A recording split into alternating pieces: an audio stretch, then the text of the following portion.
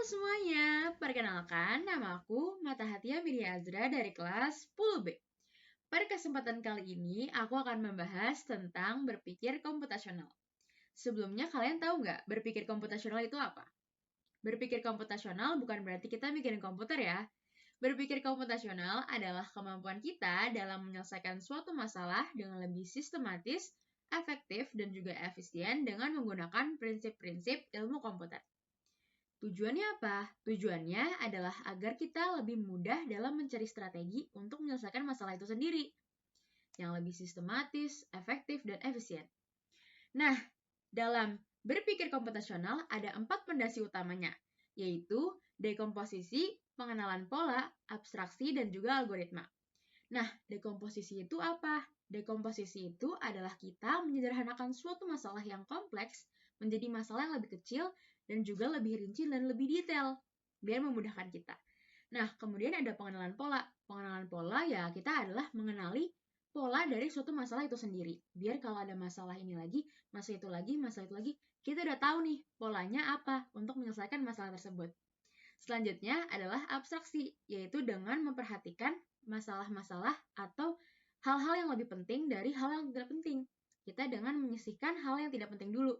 Kalau hal yang nggak penting, nggak usah dimasukin ke dalam list. Jadi agar kita lebih mudah. Selanjutnya adalah algoritma.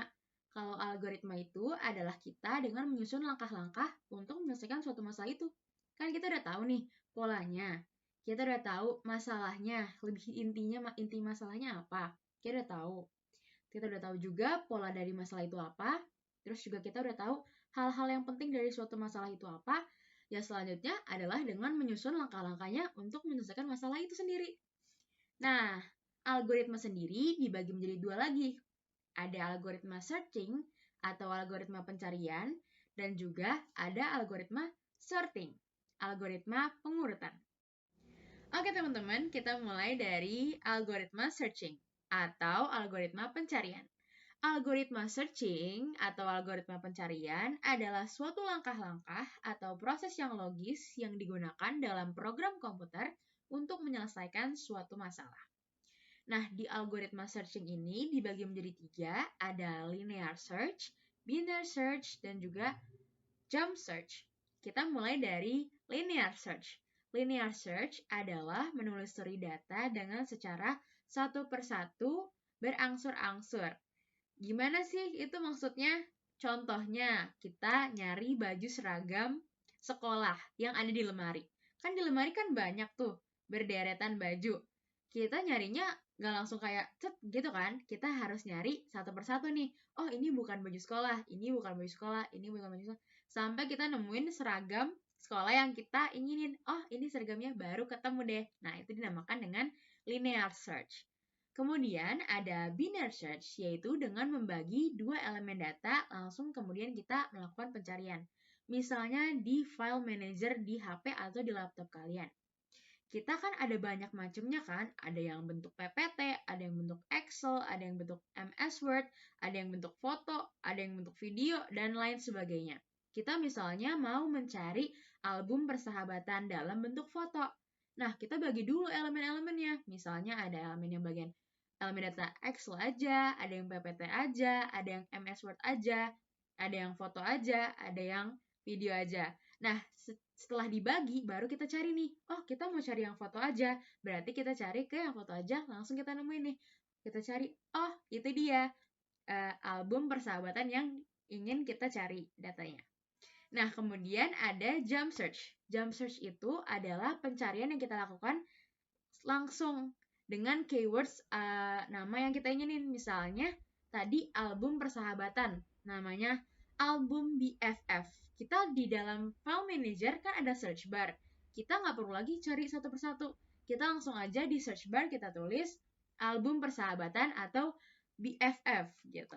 Nanti langsung ketemu di datanya yang kita inginin. Oh, itu dia album yang kita inginin. Nah, itu dinamakan dengan jump search atau pencarian lompat.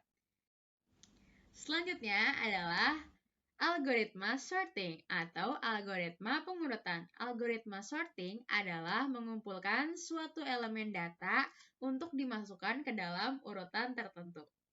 Nah, Di algoritma sorting atau algoritma pengurutan juga dibagi menjadi 3, yaitu ada bubble sort, insertion sort, dan juga selection sort. Bubble sort itu adalah kita melakukan proses pengurutan yang secara berangsur-angsur satu persatu sampai menemukan tempat yang paling tepat untuk elemen data ini, yaitu dengan cara membandingkannya dengan elemen data yang paling dekat. Elemen data yang paling dekat dengan elemen data yang paling dekat kita bandingin sampai kita nemuin tempat yang paling tepat untuk elemen data tersebut.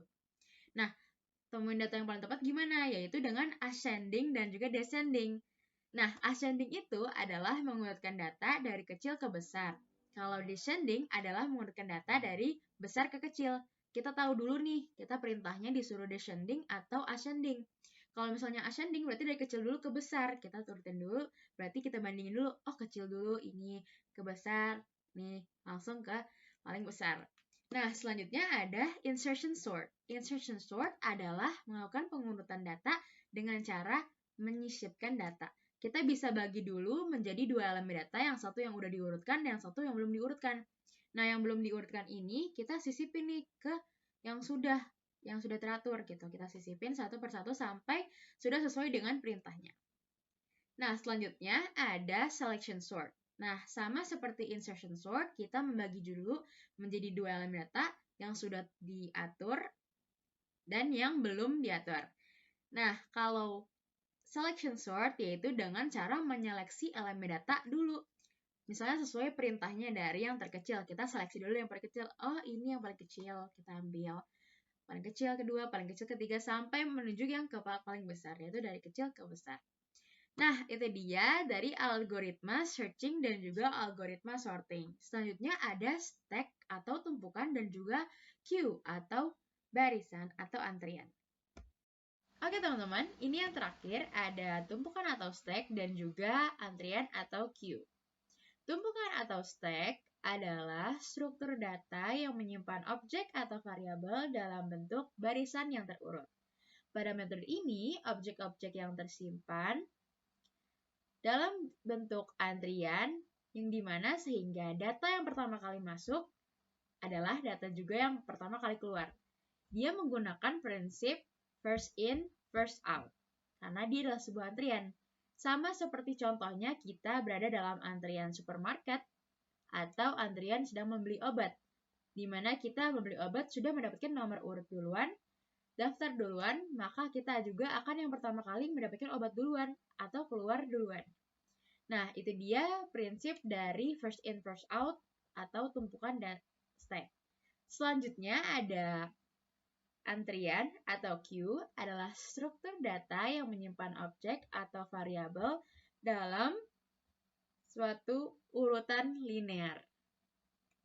Pada metode ini, objek-objek yang disimpan dalam penyimpanan akan berbentuk seperti tumpukan, sehingga di mana data yang pertama kali masuk, maka dia yang akan terakhir keluar.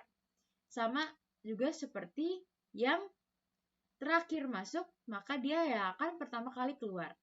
Sama seperti contohnya tumpukan piring, di mana piring itu disusun dari yang paling pertama, maka kalau dia pertama kali masuk, dia yang akan pertama kali keluar. Sementara piring yang di atas yang terakhir kali masuk, dia yang akan pertama kali keluar. Oke, sekian dari saya pemaparan tentang berpikir komputasional. Semoga kita bertemu di lain waktu. Dadah. Wassalamualaikum warahmatullahi wabarakatuh.